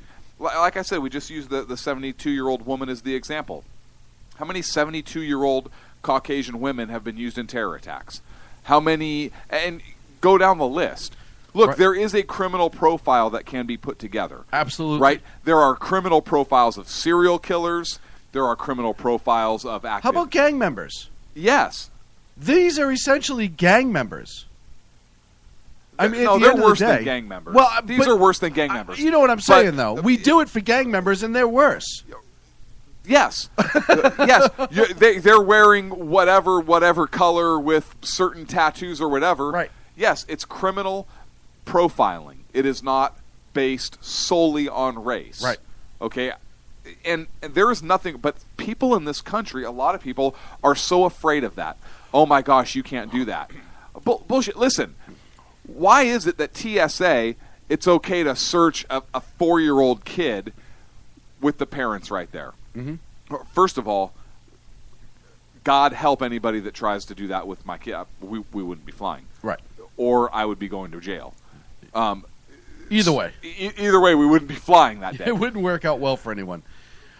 But that is the type of unreasonable crap that puts us at risk here in this country because we are so afraid of being politically correct. We are so afraid to offend anybody that we are willing to risk American lives so that we don't hurt somebody else's feelings. You know who we're not afraid to offend? people that have never been arrested and have a good moral background. We'll offend them in a second. Yes. If you're a Christian, we'll Yes. offend you in a second. If you're a hardworking individual, no problem. We'll offend you in a second. If you're a potential terrorist, Now, the Israelis use a system of body language. It has nothing to do... First of all, everybody over there, for the most part, has a good tan, if you know what I'm saying. Right. So it's not like they profile through race at all. As a matter of fact, I'm sure they worry about the white people more because of the Chechens and because of the increase of the Muslim religion spreading to Anglo-Saxon areas of the world. Look at how big Islam is in Britain right now. And it's spreading to not only people of Arab descent, but Caucasian Britons. So the Israelis use a system, and essentially, like you said, it's criminal pattern and behavior. They watch the individual, they see how they move, they see their actions, their eye behavior, all that stuff, and it's articulated that these people are people who are about to commit a crime exhibit these behaviors. It's articulated through science. The left loves science. How can that be wrong? And it's already been attacked in this country. And I'll tell you where. And I actually know the guy through a business contact who developed this for the Israeli airports and now teaches it here in America. Have you ever heard of the Mall of America? Minnesota, right? Yes. Huge, humongous mall. Unbelievable. You can't even imagine if you've never been how big it is. They brought this guy, his first name's Michael, into the Mall of America to teach all of the people inside his methods on how to recognize behavior of potential criminals. Now, it doesn't specify what type of crime they are going to commit. It could be everything from shoplifting to car burglary to spitting on the ground. I don't know. I'm exaggerating. Up through terrorism and murder and all that stuff. A gang member who's about to pull a gun and unload on other gang members, etc. You experience these certain behaviors, your body does it involuntarily. He was brought in to instruct their entire security staff because they do have a problem with terrorism that they're concerned about, and rightfully so. And the liberals up by that mall went insane. This is profiling. You can't profile and profile and profile. And he said, hey, I'm not profiling them as a race or an age or a gender. I am profiling them through behavior. And we go up and we have a conversation. And from that conversation, we ask scientifically proven questions through a series of just simple conversation as to whether or not it was a coincidence that they're exhibiting this behavior. And obviously, while they're asking these questions, they're monitoring more behavior because obviously if somebody's about to do something, they're getting called on it, they tense up, whatever.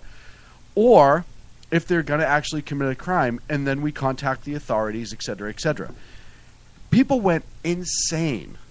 But I'll tell you what, they implemented it, and there was an article I read not too long ago how much crime has dropped in that mall just on that alone. And it's a proven fact, and it's a proven science that we could actually get behind and utilize and save some real freaking lives in this country and all over the world.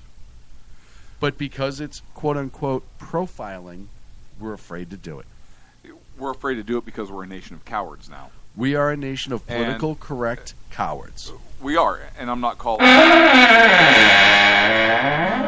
we have cowards in office at this time. Look, racial profiling in and of itself is wrong. If you're stopping somebody based solely on race, right? Unless they're white.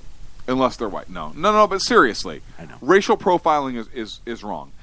I don't think any cop should be able to look at somebody and say, oh, that person is this race, I need to stop them, just based on that, right? It's a horrible reason. Criminal profiling, though, is different, and totally we talked about that. It's different when you can talk to somebody and look for those indicators, and you have to build that case because, look, you and I are for liberty. We believe in the Constitution, and we don't want anybody's constitutional rights violated, even in the name of security. Right? Anything. Very slippery slope. We don't want anybody's rights violated, period. And look, but if you can go down that road of scientifically validated human indicators Mm-hmm.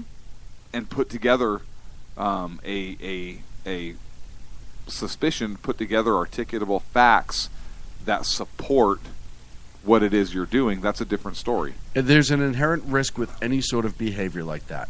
Of course there is. And you have to understand that. There is a risk. Look at the Patriot Act. Good intention. Horrible law. Horrible law. And I understand the intention. It was a good intention, but look at what it did for the NSA. Road to hell. Yeah. A path of good Paved intentions. with good intention, yeah. So you definitely... Sacco closed the door on us. Have to go to a break. We definitely have to go to a break. We have to go to a break. When we come back... We're talking through a closed door. We may not even be on right now. I can't. Clint has gas when we come back here on the Sackheads Radio Show. No, that's not it. Wait, what? I can smell it. It's pretty bad, man. That's your mom.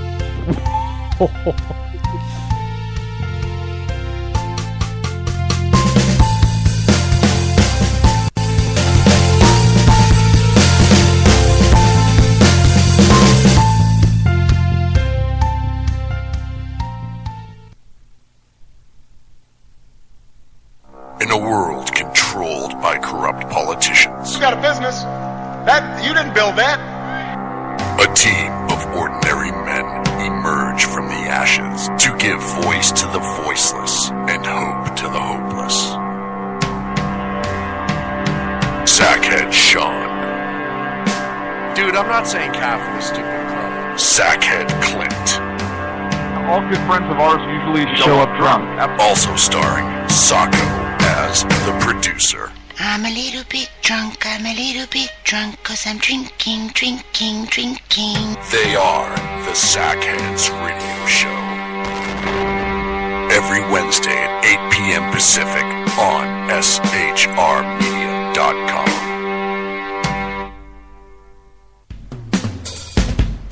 This is Tammy Jackson, inviting you to join me on the Tammy Jackson Show every Tuesday night at 7 p.m. Pacific on the 405radio.com. Put down that remote and tune into the show that covers politics, guns and the Second Amendment, religious liberties, sanctity of life, the military, and more. I host newsworthy guests and work hard to be a conservative radio show that's not like all the others. So save Tuesday nights at 7 p.m. Pacific for me, Tammy Jackson, on the 405media.com. Who listens to the Andrea Kaye Show? Let's find out as we eavesdrop on listener Roger Johnson in Encinitas. You know, if our policy is going to be bring any child who comes across the border and says coordination, we have to take them in. Okay, so apparently Roger fell asleep in the middle of my brilliant political tirade, and now he plans to sue me because I put him on the air, sleeping. Obviously, he's a liberal. Snoring, not an option while listening to the Andrea Kaye Show, Tuesday mornings at 11 on Financial News and Talk. You know I'm right. Y'all know I'm right. Hello, I'm Matt, a student at Hillsdale College. Here is Hillsdale President Larry Arnn on the continuing relevance of the Constitution. Many argue today that the Constitution is outdated because it addresses problems peculiar to the 18th century. Some parts of the Constitution do read rather quaintly. Consider the injunction against titles of nobility in Article 1, Section 9 of the Constitution. But is that so outdated? The purpose of the injunction is to prevent the government granting special privileges to some for partisan reasons. This strikes at the heart of the rule of law.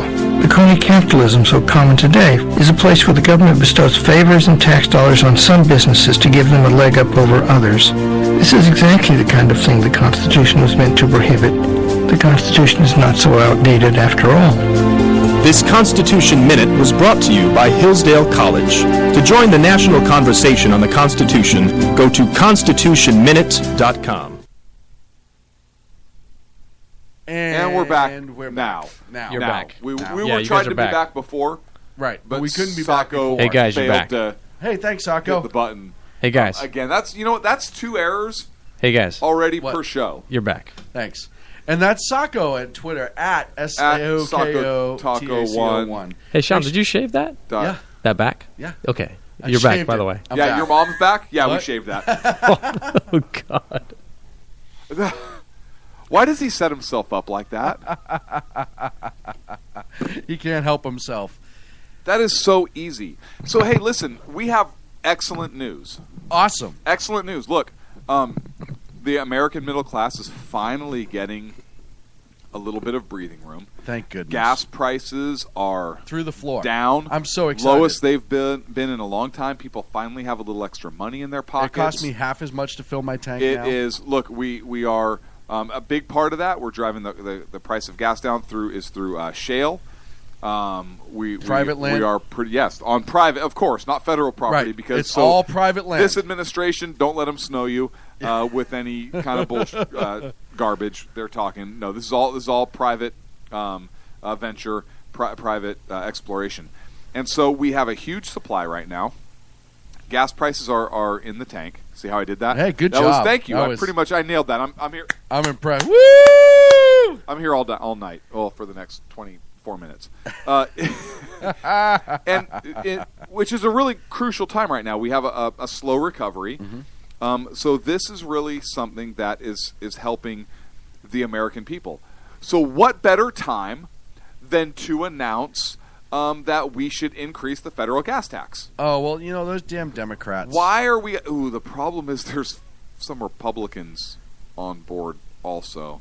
What? Yeah, 4 Senate Republicans. Bob Corker. No, Corker. Sorry, I got that confused. Bob Corker, James Inhofe, it doesn't matter. Orrin Hatch, and John Thune. Yeah, so that's good. Listen, he's right on the same page with Barbara Boxer and Nancy Pelosi that have both urged Congress to increase the tax. So that's good. Those are your Republicans, folks, ladies and gentlemen. That's where our party is.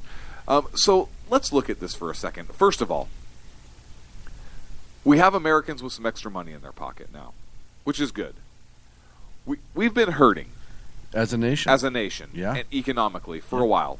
Very slow recovery. Mm-hmm. So now we're going to talk about increasing the federal gas tax, which is already 18.4 cents per gallon. Almost 20 cents a gallon. Per gallon. A gallon. Let me say that again. Per freaking gallon. Yeah. Go on. Now, granted, this has been the tax for like 18-ish years. Mm-hmm. But that's a lot. 18.4 cents every gallon is a lot.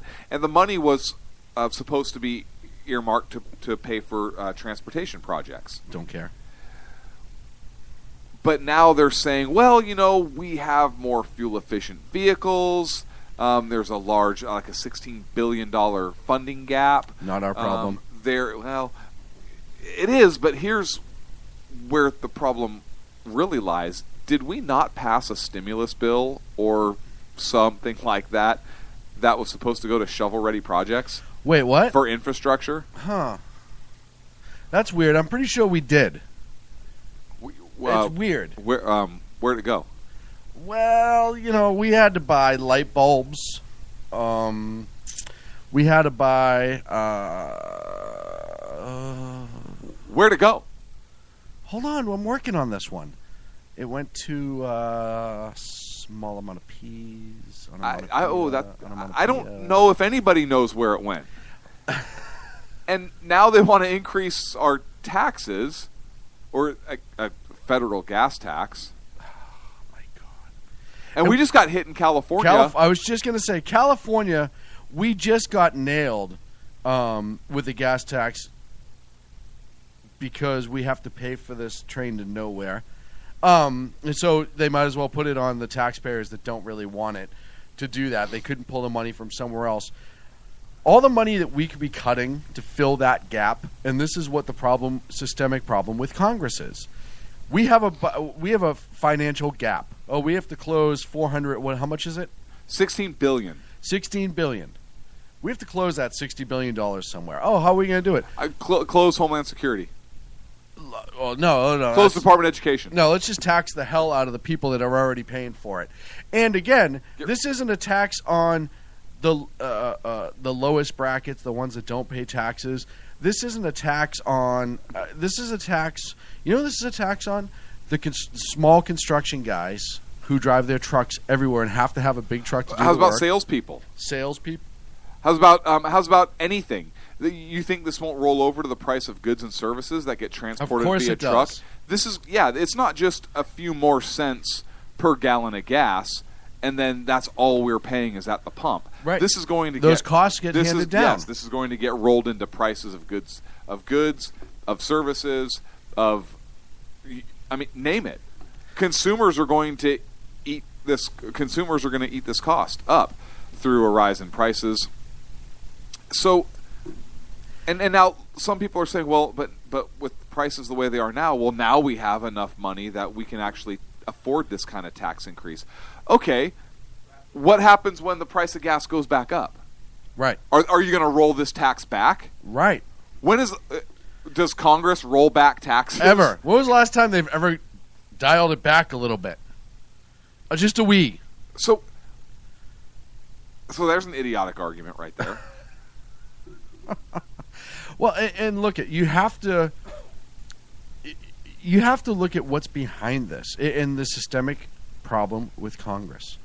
When it comes time to raise money, all they do is raise taxes. They don't look at cuts. And you know what would save a hell of a lot of money? And Ted Cruz said it this week: abolish the IRS. Yeah. Get rid of the IRS. Yeah. Write a check directly. You pay X percent flat tax. Yeah.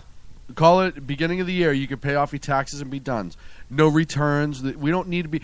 I've never understood the system of returns. You're going to pay the government all this money that they're going to make interest on for the year, and then you're going to get it back without interest. Yes, but if you're late, you're going to pay interest. You're going to pay out the rear end. Speaking of gas taxes, Iggy in the chat room, she paid $3.77 for a gallon of gas today in New York. That's insane. That is insane, especially particularly since we're paying $2.25 at certain gas stations here in California. And if that tax didn't go through, it'd be around $2.19 right now. I think it was almost a 10-cent. Was it a 10 right? cent? Yeah. I thought it was 6.5 or so. Either way, okay, so $2.15. And we talked last week. The price of oil going down isn't necessarily a good thing economic wise. It is short term. Yeah, it is because it's hurting Russia, right? And it's hurting the Middle East, right? But That's I mean, our overall economy. Part of the reason why the gas prices are going down is because people just aren't buying it. And the reason people aren't buying it is because there's so much supply and no demand. Because we've done it to ourselves, ladies and gentlemen. Electric cars, all this other stuff, in the name of trying to save Look, I'm all for having a huge supply stores. A ton. Yeah. A ton. Yeah, because guess what? When we have to go to war, we're going to need it. But here's the funny thing about that gas. So gas 15 years ago used to be set up so it would store for extended periods of time. Gas now will only store for 3 to 4 years before it essentially becomes smelly, lousy water. Oh, that's smart. Weird. Yeah, why wouldn't we do that? Why wouldn't we do that?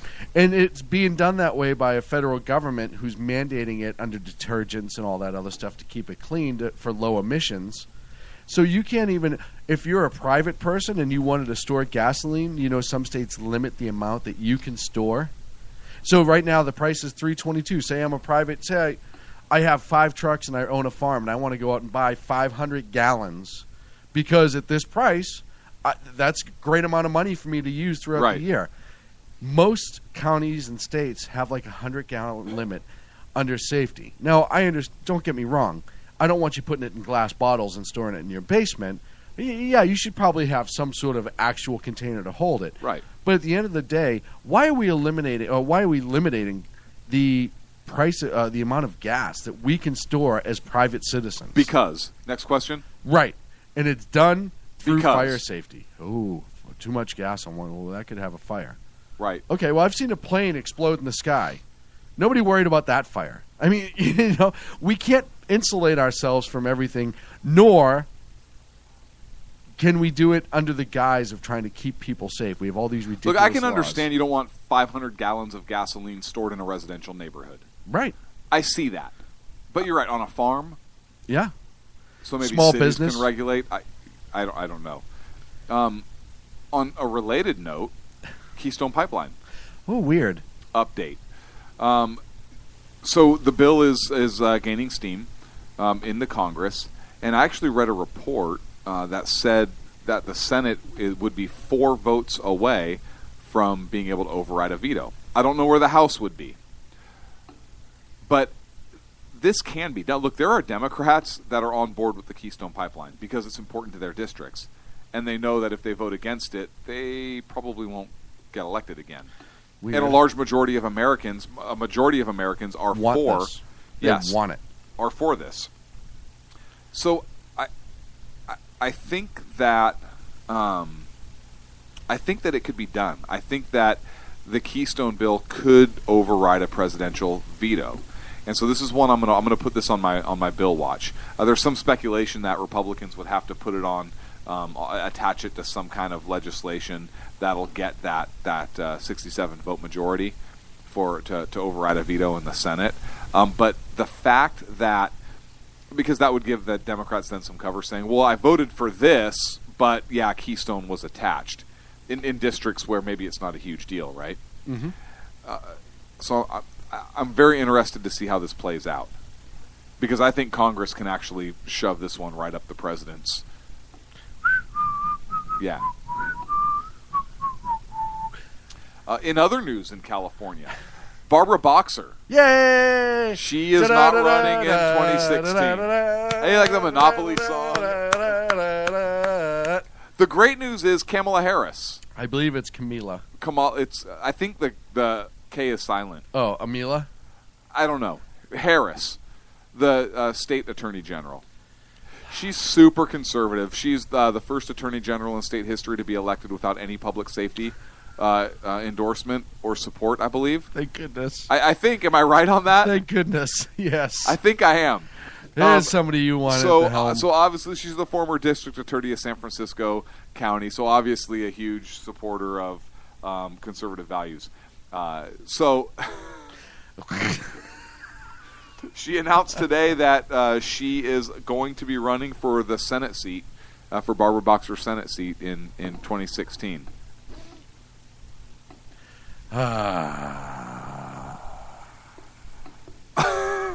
The funny part is our friend Elizabeth Emkin, who is definitely a really good friend of our show and a friend of ours on Twitter. I tweeted her almost immediately when this news broke, and I won't say the response I got because it was private and I don't want to do that. I'm just excited. Listen, nothing was definitive, nothing was announced, nothing crazy like that, but it was positive. Listen, the other person who wants to run for the Democrats is Tom Steyer, he's a billionaire environmentalist, and here's what he said to the Huffington Post, quote, "Washington needs to be shaken up." Okay, we agree there. Yeah. Right? Off to a good start, kid. Right, off good. And we need climate champions who will fight for the next generation. Hang on, he goes on. Oh, crap. California Democrats are blessed to have a deep bench of talent. And I will decide soon based on what I think is the best way to continue the hard work we have already started together. He started off so well with his first. We're getting rid words. of Boxer. Yay. We just got rid of what's-his-face down in L.A., who championed, he was a representative that championed all the climate control. I can't think of his name. The bald guy with the horrible mustache. It looked like, well, it doesn't matter. Yeah. But I'm just saying, if he showed up at a park, you might run. Now, we're now going to rope, or this is where Republicans need to get smart. Because conservatism in California, we saw this past election, is on the rise. There are more conservatives here now that are coming out to vote than there has been in 15 years. Yes. The opportunity to put a good conservative up and pull all of the conservatives out of the woodwork to vote is huge, because you already know the left strategists are already in motion.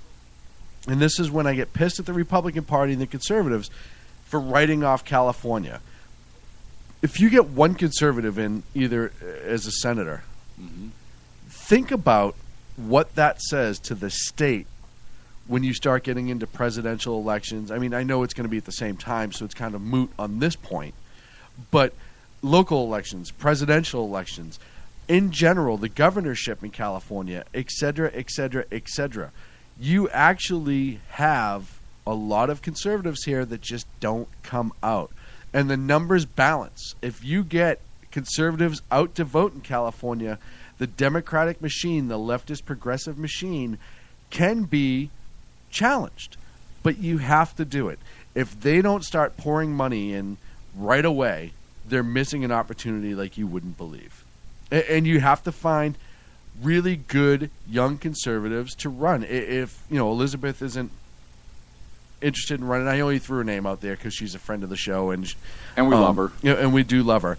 But I know there's some other groups out there that are looking for the next conservative candidate in California to start leading a charge, and not looking because they can groom them to be rank-and-file Republicans, but looking for a true, valued conservative with absolute great principles that are going to stick by it, intelligence, and ability. And I know there are groups out there right now looking for these people.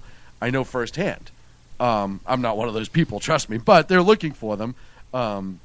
They lose me on the intelligence and good looks part.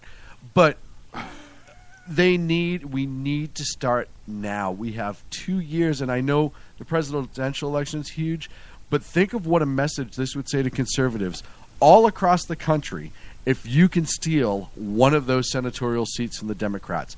Think about the rally. In California. Yes. Think about the rally that would cause and what a change that could make for our nation.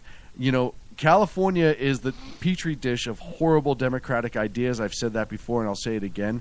We can actually turn it into a petri dish for conservative values and start it out here. We need to get one of the coasts, at least on some level, to be conservative again, and we actually have the chance. And I hope that they don't miss this opportunity. Reince, if you're listening, stay out of the way. Stay out of the damn way. Reince. Stay out. Reince. But don't you agree that would be an amazing approach that we should be taking right now? I think we should start our own party. The Sacco Party? The Sackheads Party. The Sackheads Party? It's going to be in Vegas, so join us. We could... Nice segue. We could wear, but we can't use paper sacks because they would break. I wonder if we could get, white cloth sack. Oh, that idea has already been ruined. Yeah, no, we can't. Sorry, Ken.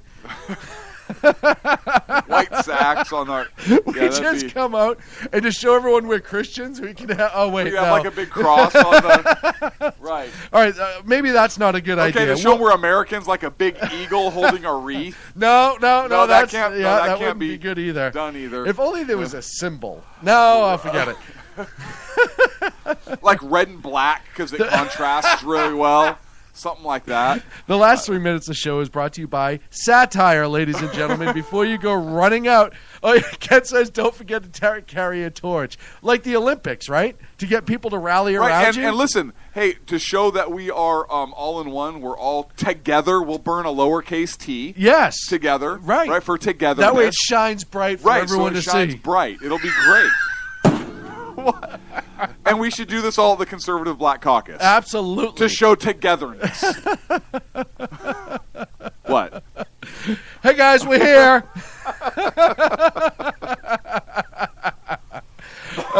Again, satire before the hate mail starts. It's satire. I love getting hate mail. It's so funny. I do, too. You have homework this week. I do have homework this week. Your homework is to read, and we will discuss it later this week.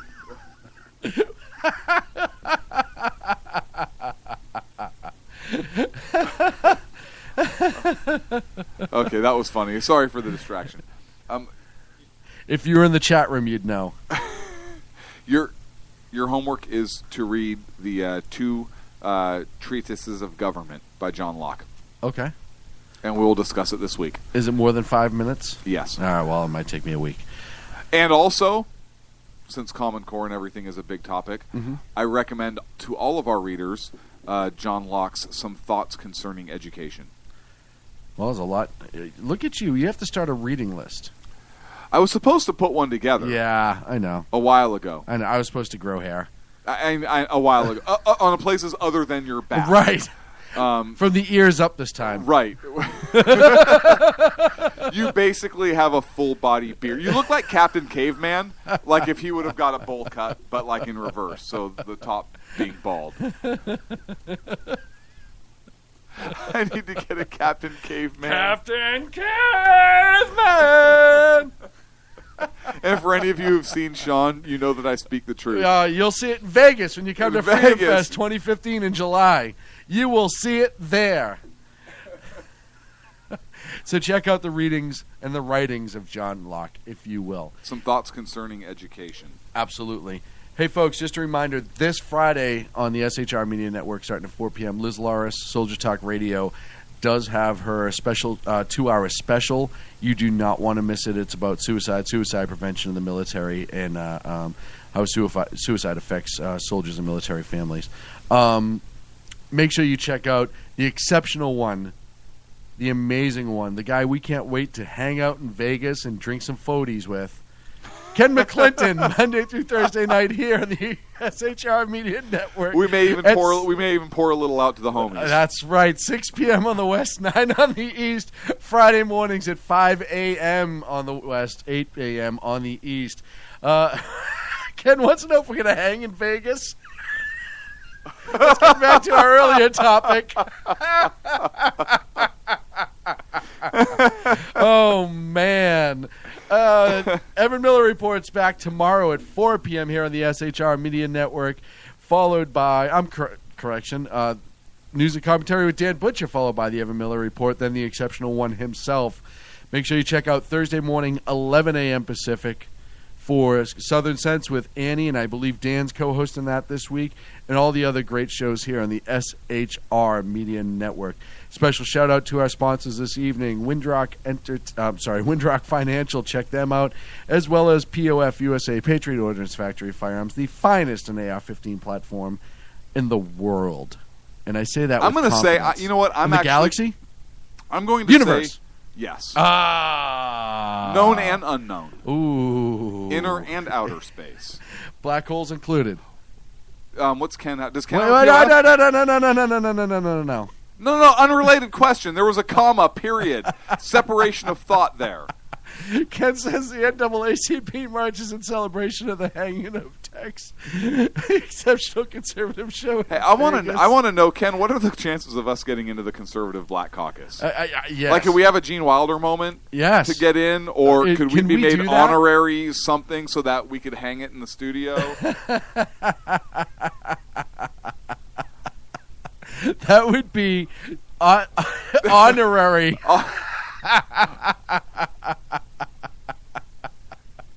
See, Bill Clinton will get the Black Caucus first. Got it. Black Conservative Caucus first. Oh, yeah. Amazingly. Oh, man. I love our chat room. If you're missing it, if you're listening to the show on the podcast, you got to check us out during the live nights. Get in the chat room. There's so much great stuff and ideas. You know, one of the things that I don't talk about a lot, and I know I only have a second, is the amount of great ideas that go in the chat room that never get mentioned, so you want to be part of that. Follow us at Sackheads. Clitter at Sackheads. Clitter at Sackheads? Radio. That's not. There was no N in that when you said that, just so you know. We'll play it back later. Conservative talk. But I want to know something. This show, I'm not one for modern technology, as we all know. Papers for certain other but guys this show is so awesome because a lot of shows have call-ins and they interact with call-in guests. We actually have a whole chat room going, and we interact with our chat guests, which is, to me, even more fun than having the guest call up. You can type that and talk about it on air. And I love it. As one time, I actually love technology. I just think it's a lot of fun. Don't freaking look at me like that, Socko. I'll come over and I'll slam my door shut. We will see you next week, folks. Thank you so much for joining us. God bless America. Thank you. In America. And in this web was a large, I'm pretty sure it was the biggest spider I've ever seen.